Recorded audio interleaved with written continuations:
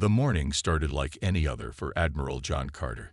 He sat at his desk in the United Earth Defense Force headquarters, reviewing reports while sipping his coffee. The space monitors showed normal activity. Cargo ships moving between Earth and Mars, science vessels orbiting Jupiter, and the usual patrol ships guarding key areas. Nothing suggested this day would change human history forever. The first sign came as a small alert on his screen. Unusual movement at the edge of the solar system. Then another alert, and another. Within minutes, the entire command center buzzed with activity. "Admiral, you need to see this," said Lieutenant Frank Nelson, his voice tight with concern. Carter walked to the main viewing screen where a group of officers had gathered. The display showed hundreds of ships emerging from what appeared to be wormholes near Neptune's orbit. "How many?" Carter asked, his face calm despite the situation. "Over 500 vessels, sir. Different sizes, but many appear to be military. They're forming a blockade pattern." Carter nodded. "Open all channels. Let's see if they want to talk." Before they could send a message, all screens in the command center flickered. The face of a humanoid alien appeared, gray-skinned with 4 eyes and ridged features. "People of Earth," the alien said in surprisingly good English, "I am Grand Commander Vexthor of the Galactic Hegemony. Your world has been chosen to join our empire. Surrender now and become productive members of our civilization. Resist, and we will take your world by force. You have 6 Earth hours to decide." The screen went dark. The command center fell silent. Carter turned to his communications officer. "Get me President Wright. Now." 30 minutes later, the emergency council gathered in the war room. Military leaders, scientists, and government officials sat around a large table, while President Melissa Wright stood at its head. "What are our options?" she asked. Dr. Helen Powell, head of Alien Studies, spoke first. "The hegemony appears to be a collection of conquered worlds. From their transmission, they seem to follow a standard pattern. Identify isolated worlds, demand surrender, then take resources and enslave populations." "And our defenses?" the president asked.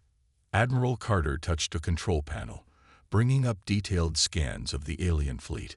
"Their ships are impressive in number, but our analysis shows they're using outdated shielding technology. Their weapons are powerful, but inaccurate at long range." He zoomed in on several key areas of the alien vessels. "Look here and here. Their power distribution systems are exposed. Their communication arrays are vulnerable to our electronic warfare capabilities. And these engine configurations." He stopped, a small smile forming on his face. General Paul Martinez leaned forward. "What is it, John?" "They're using ion propulsion systems we abandoned 20 years ago. Our defensive grid could shut down half their fleet before they get past Mars." Dr. Powell looked confused. "But they must know this. Why threaten a species with superior technology?"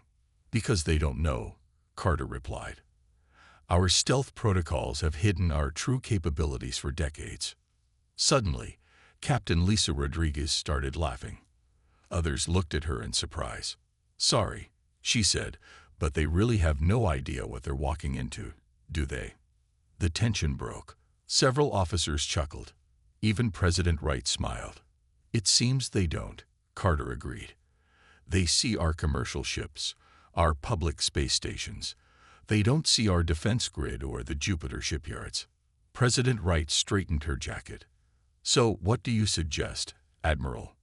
"Operation Thunderstrike, Madam President. We show them just enough of our strength to make them reconsider.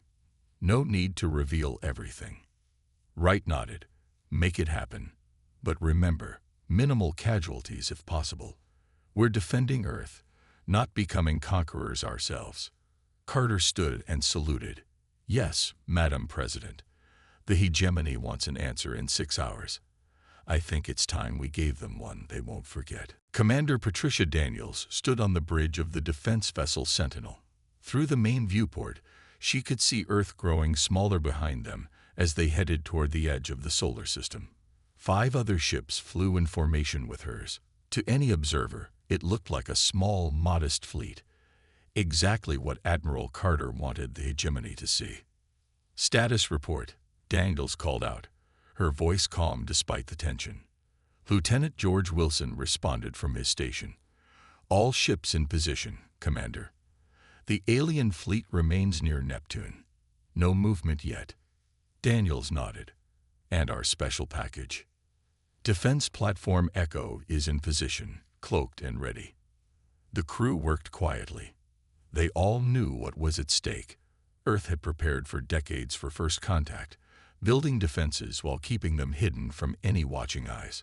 Today, they would reveal just a small piece of their true strength. "Ambassador Simmons is ready to transmit," said Communications Officer Kelly Jones. "Put him through," Daniels ordered. Ambassador Gregory Simmons appeared on screen. He was a tall man with a kind face that hid a sharp mind. "Ready when you are, Commander," he said. "Proceed with the diplomatic approach, Ambassador." Simmons nodded and began broadcasting on an open channel. "Attention Galactic Hegemony vessels.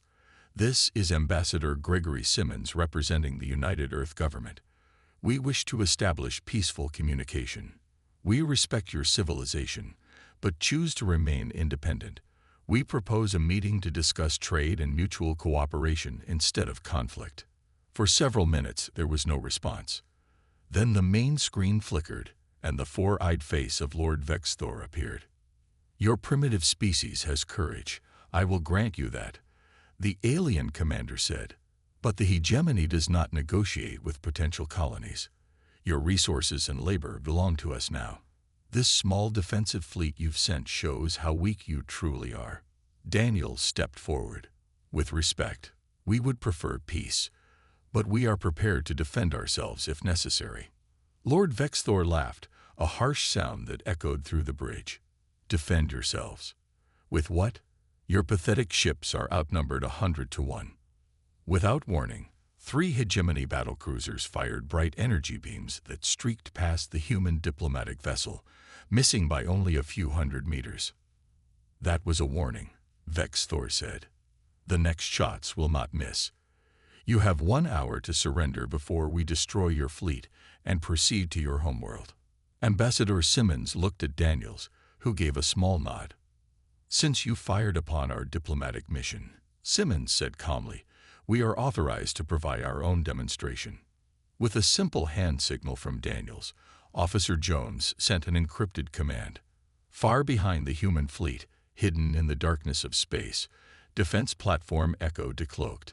It was small compared to the massive alien ships, just a satellite-sized object with unusual angles.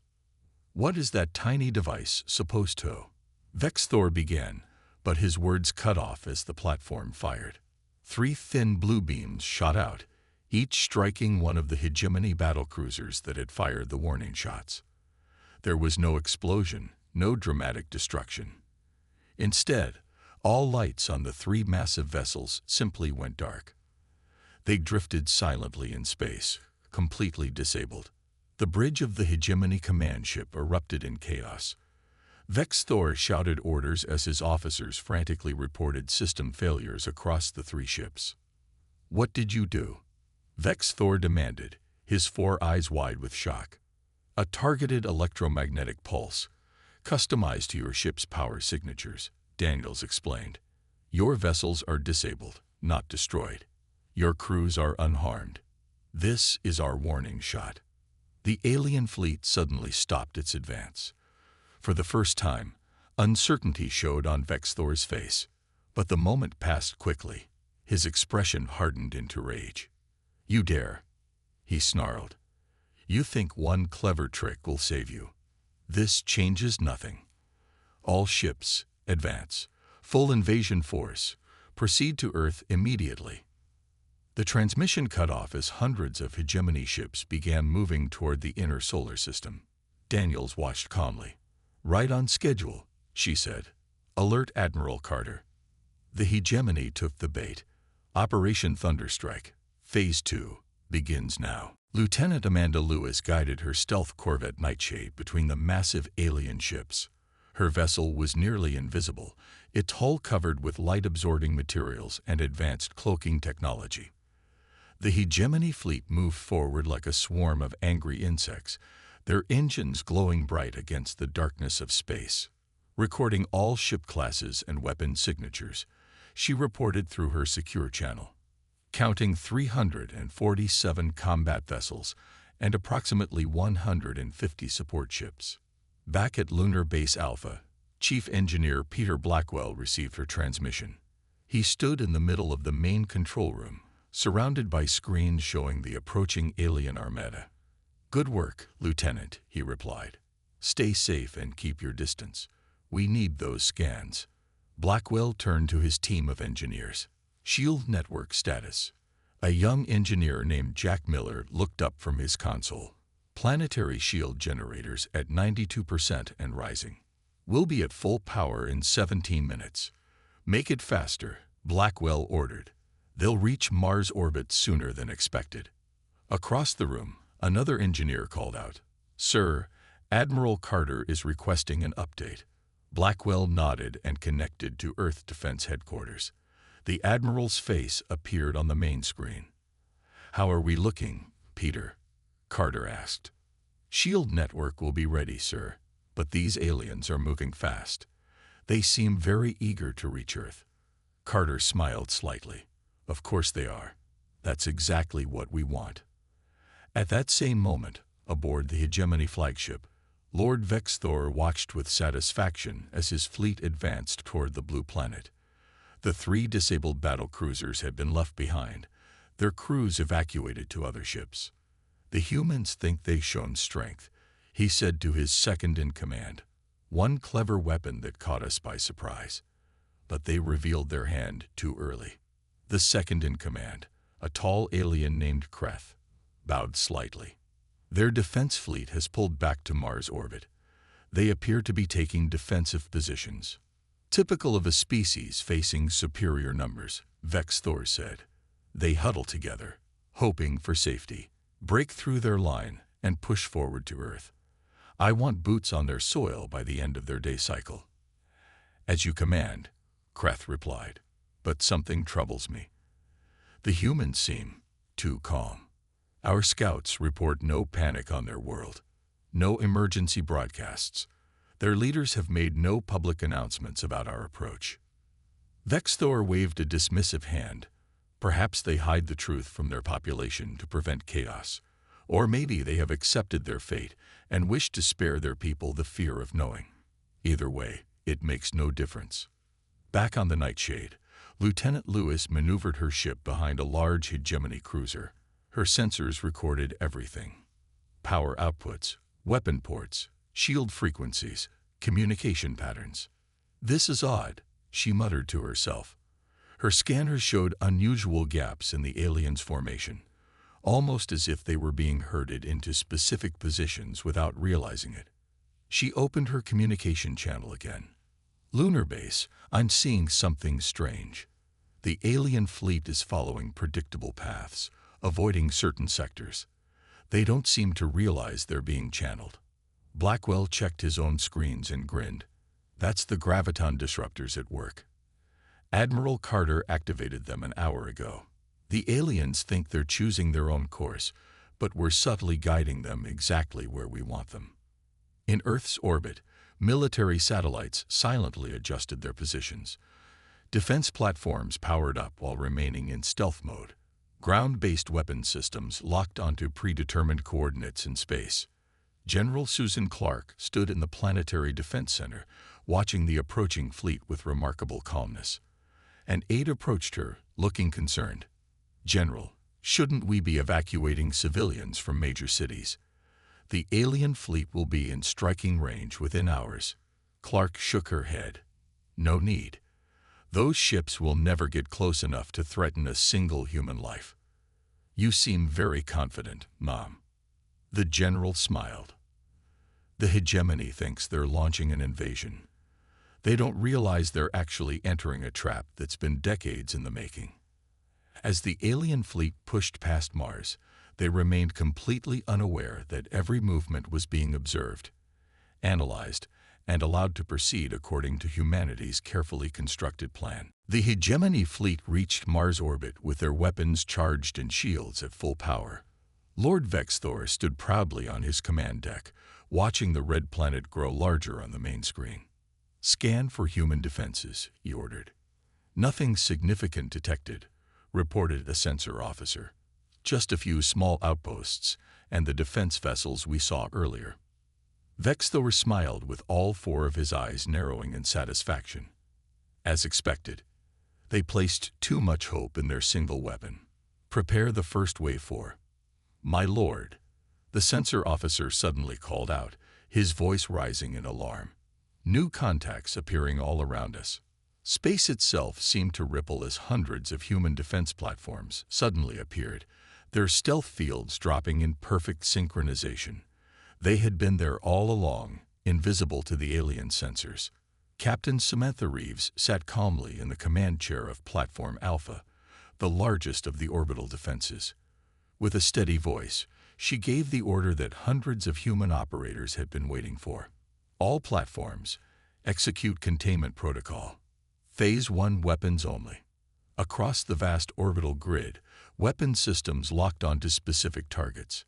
Not the alien ships' hulls or life support systems, but their engines, weapons, and shields. This was not to be a massacre but a demonstration. From his flagship, Vexthor watched in horror as bright blue energy beams shot out from the human platforms, striking his ships with surgical precision.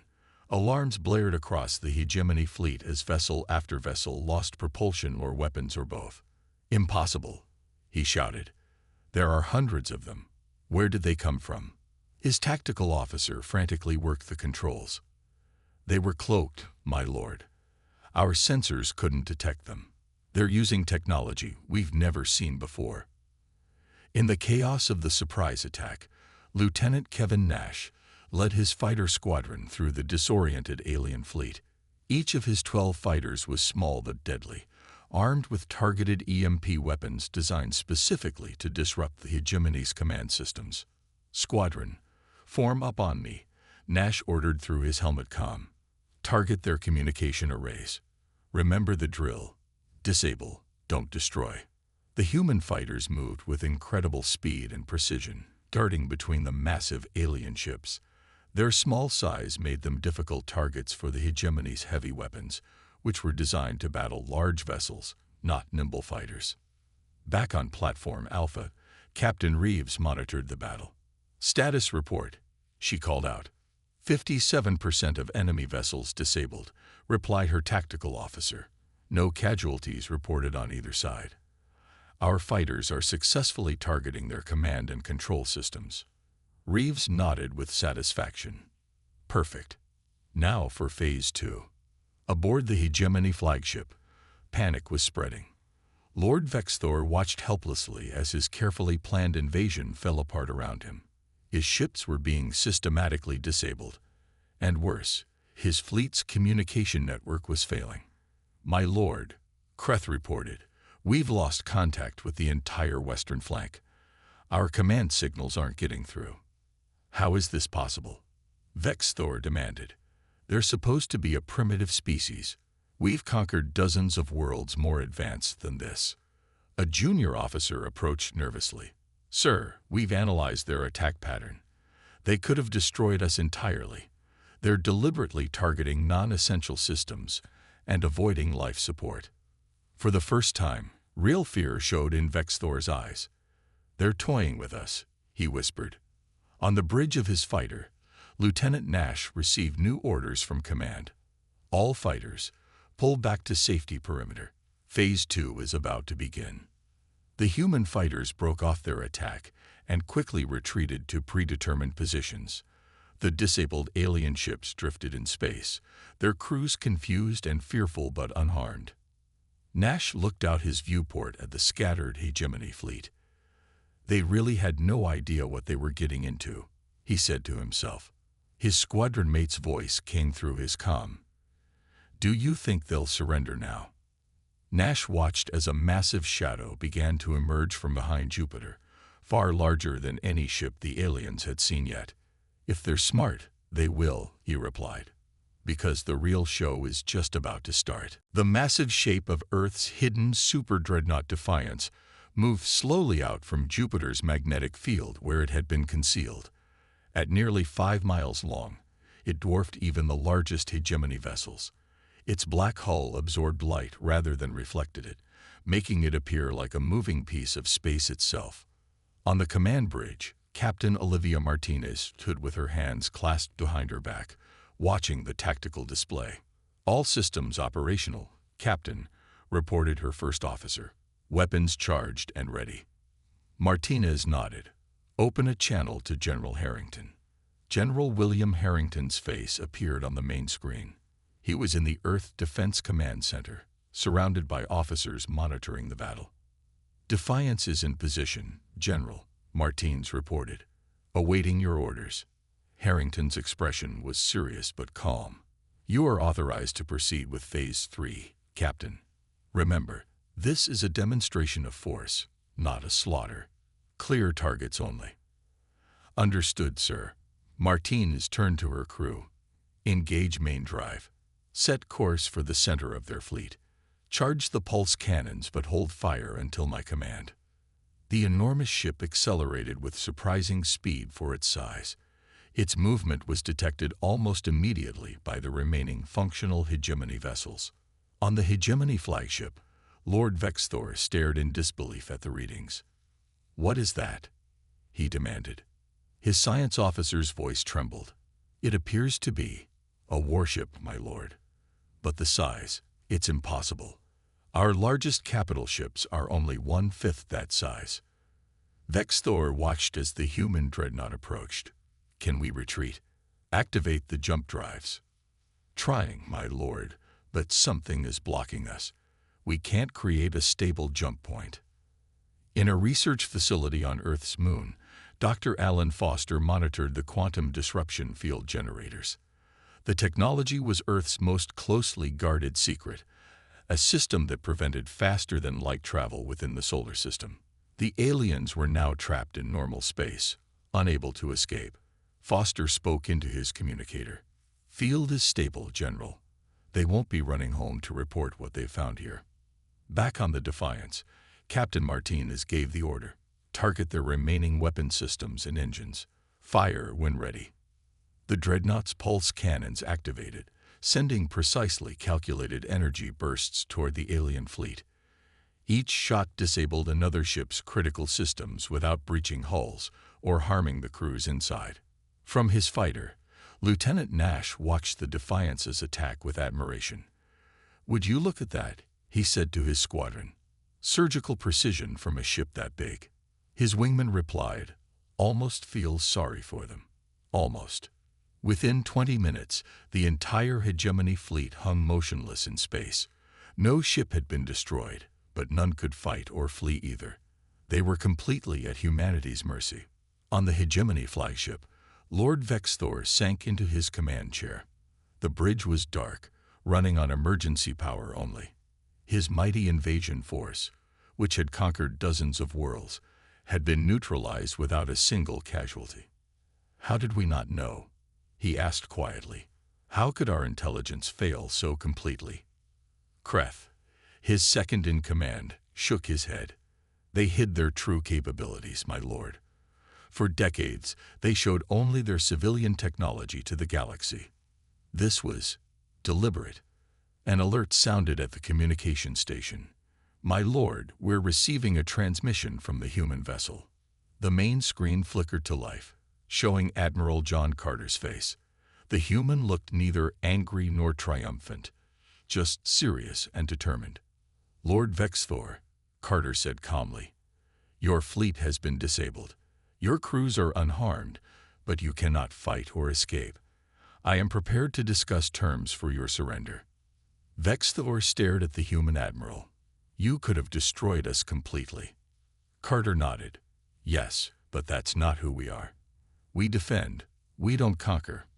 "Why did you laugh?" Vexthor asked suddenly. "When you first saw our fleet, my spies reported laughter in your command center." Admiral Carter's expression softened slightly. because you came to conquer what you didn't understand. That has always been the downfall of empires throughout history. He leaned forward. Now shall we discuss those terms? First Lieutenant Diana Russell stepped onto the Hegemony flagship with 5 members of her diplomatic team. The ship's gravity felt slightly stronger than Earth's, and the air had a metallic smell. Armed human soldiers escorted them through corridors where confused alien crew members watched with a mixture of fear and curiosity. Diana maintained a professional expression. She was young for such an important mission, but her background in alien psychology made her the perfect choice to handle the surrender negotiations. "This way, Lieutenant," said Sergeant Eric Wade, pointing to a large door at the end of the hall. "Their command center is through here." The doors slid open to reveal a circular room with dimmed lighting. Lord Vexthor sat in his command chair, his 4 eyes blinking slowly as the humans entered. Several other high-ranking Hegemony officers stood nearby, their postures rigid with tension. "I am First Lieutenant Diana Russell," she said clearly. "I represent Admiral Carter and the United Earth government. I'm here to discuss the terms of your surrender." Vexthor's voice was quiet, all traces of his earlier arrogance gone. "Your translator technology is excellent. Another thing we underestimated about your species." Diana nodded. "We've been studying your language since your first transmission. Now shall we begin?" She placed a small device on the table between them. It projected a holographic document in both English and the Hegemony language. "The terms are straightforward," Diana explained. "Your fleet will be allowed to return to Hegemony space after we remove your weapons. Your crews will be unharmed. In exchange, the Hegemony will recognize Earth and the entire solar system as sovereign territory, never to be invaded again." Vexthor read through the terms slowly. "These are surprisingly merciful." "We're not interested in revenge, only security," Diana replied. "However, there is one more condition. The Hegemony must release all currently enslaved worlds and recognize their independence." At this, Vexthor's second-in-command, Kreth, stepped forward angrily. "Impossible. The Empire has spent generations building its territories." Diana remained calm. "Those are our terms, non-negotiable." As the aliens discussed among themselves, Diana noticed something odd in a side chamber. She gestured to one of her team members, a data specialist named Carl Brown. "Take a look at that terminal," she whispered. "See what you can find." While Carl discreetly accessed the alien database, Diana continued the negotiations. Finally, Vexthor spoke. "We have no choice but to accept your terms," he said. "But know this, the Hegemony Council may not honor this agreement once our fleet returns. They will when they see the evidence of our capabilities." Diana answered. "We'll be providing you with videos of today's battle to share with your leaders." Just then, Carl returned to her side and whispered urgently in her ear. Diana's eyes widened slightly, but she maintained her composure. "Lord Vexthor," she said, her voice now carrying a new edge. "My team has discovered something interesting in your records.